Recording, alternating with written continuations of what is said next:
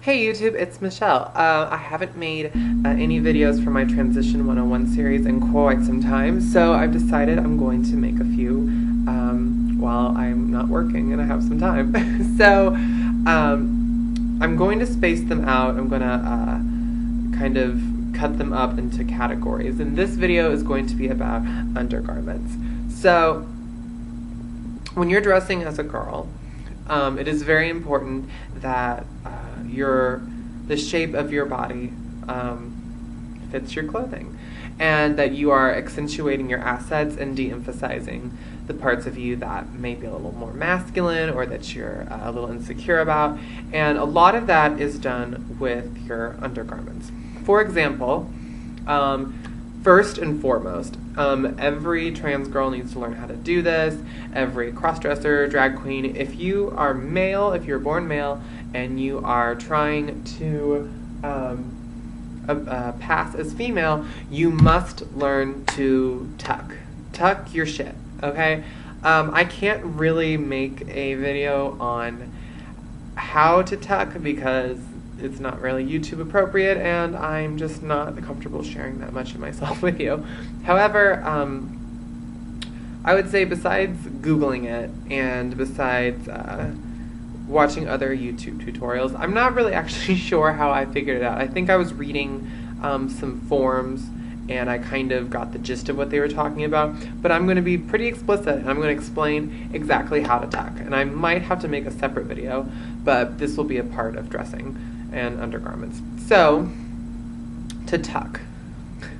Basically, and really this makes no sense to anyone who hasn't done it before, and I promise it doesn't hurt. It feels really weird and uncomfortable at first, but you quickly get used to it. Basically what you're doing is you are pushing your testicles back up into your body cavity. And it sounds crazy, but your testicles descended when you were like really little, and they came from these little pockets that are still up in your body, and they're right above your pubic bone, right? Yeah, right above your pubic bone, and your testicles can really just go straight up there. Like, if you've ever noticed when you get cold and they start to like retreat up into your body, that's kind of where they're going. So the easiest way to do this is to just like get comfortable, lay on your back, and kind of push them with your fingers towards that area. I mean, like, there's no, I can't really think of a way to explain it better than that. And you're just going to push them, if these are your testicles right here, and you're using like your fingers to lightly push them in, you're just going to pop them in, and then once they're in there, you're going to take your member, and you're going to basically pull that back between your legs, and you're going to pull up the garment that's going to hold them up. Now, that's all I'm going to say about tucking, but I am going to tell you what garment you should be wearing to hold your tuck. So you can go so far as to duct tape yourself. I know a lot of like cross-dressers and performers do that so that they really have a tight tuck, but I've never used duct tape and I never plan to because that just sounds scary. But from what I've read, as long as you're doing it right, I mean, it should come off with soap and water or baby oil. I would definitely do some research before you start sticking duct tape on your junk.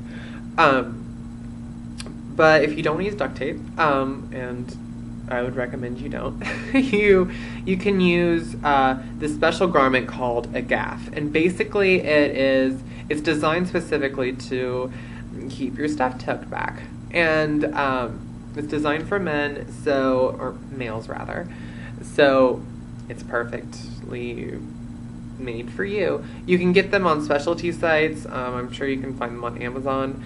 I've gotten a couple, and they were really helpful starting out when I first started dressing. However, I've found that honestly they're just as good as, say, like 2 pairs of girls' panties. Sometimes you only need 1 pair of girls' panties, but basically you do that whole tucking process and you pull up 1 pair of panties and another pair. And whenever you're getting underwear or even a gaff, it is very important to get a size smaller than you normally would in underwear. So if you wear like a size medium, then you should get a small. Extra large, get a large, because you really want it to stay tight and to hold all your stuff back. And especially since underwear stretches and it goes through the wash and everything, you're gonna want to make sure your underwear is gonna hold. Personally, I do wear 2 pairs, and it might be a little more information than anyone was looking to know. And I will admit, with certain clothing, like tighter dresses or jeans, you can see the panty line, so you have to get a little creative. Gaffs are really helpful in that because they're kind of designed like thongs. So yeah, that is dressing for your down there. Now, besides just passing, and that'll help you pass wearing jeans or any kind of tight clothing, because obviously you can't have a dude bulge if you're trying to pass as a girl. Besides tucking yourself and making that area smooth and fabulous, you might also want to emphasize, it really just depends on your body type too at this point. A lot of guys are shaped, I think it's like a V, or an upside down triangle, where their upper body is broader than their lower body. And typically their hips are more narrow and their waist is not smaller than their waist is not like more narrow than their hips, so they don't get that hourglass shape that most girls try to go for. Don't be discouraged if you have a really hard time getting whatever shape it is you're trying to go for, because girls are shaped all differently as well. And just because you aren't hourglass shaped, or because you don't have a big butt or bigger bust, or your shoulders are wide, doesn't mean you won't be able to pass. What you want to do is, like I've said, dress to emphasize your assets and to de-emphasize your problem areas. So one thing that's going to help give you that hourglass shape is to get a binder or a corset. And that's going to cinch in your waist, which is going to emphasize your hips and your bust and help to give you that hourglass figure. I have a cincher that, I got it from like Walmart. You can get them anywhere. They're going to be in the women's underwear section, along with like the what are they called? They're basically body cinchers. They help women to shape out any kind of lumps they might be a little self-conscious about. And those really do help. They also help to tuck your stuff back because they're very tight and form-fitting. Now, with just corsets and binders, you don't get the panty attached with it, so that might not help. But it will help to bring in your waist. And if you wear them for a long enough period of time, your natural shape will be permanently curved like that. You do need to be careful with that because there's obviously health risk if you wear it too tight, yada, yada, yada. So yeah, that is how to give yourself the shape you're looking for. Then on top of that is the all-important breast area. Ultimately, it's the goal is to be able to create cleavage. For some people, it is a little harder to do, including myself.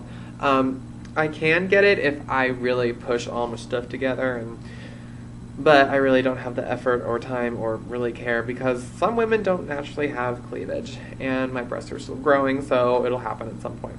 But enough about me. To emphasize your bust and to give yourself cleavage, there's a few things you can do. You can go back to the almighty duct tape, which a lot of female impersonation performers do. They will place tape here and here, and they will literally pull their chest together and will pull all the skin and what fat you have on your chest to create cleavage. And then you just put like a bra, a padded bra, or a bustier or whatever over that, and then it creates breastises. And then if you want to emphasize your cleavage even more, you can use makeup, and there's all sorts of tutorials for that. But if you just want to have, you know, a little a little bust up there. My biggest piece of advice for you would be bigger is not always better. Even if you can get like silicone inserts or breastplates even, but they aren't going to look real necessarily, and they can bulk up your upper body, making your lower body look smaller and making it harder to pass. So you really want to get a bra and a cup size that is going to flatter your figure and that's going to look realistic.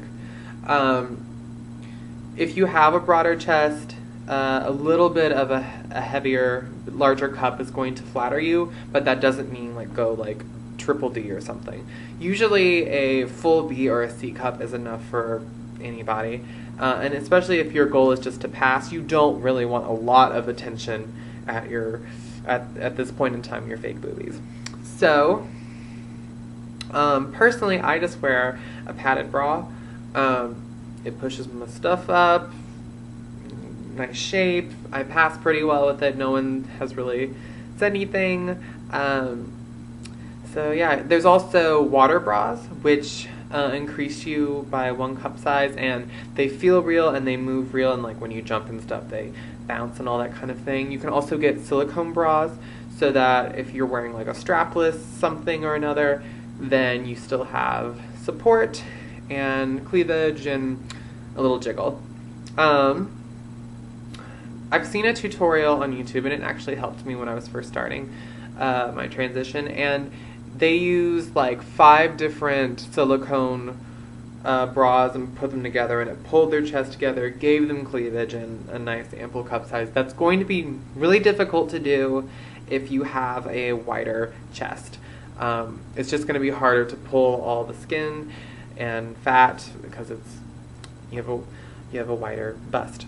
So I might do a video on how to size yourself for a bra, but really that information is available all over the internet, and when you're starting out your transition, you really don't have a lot of boob to work with, so the point is just illusion.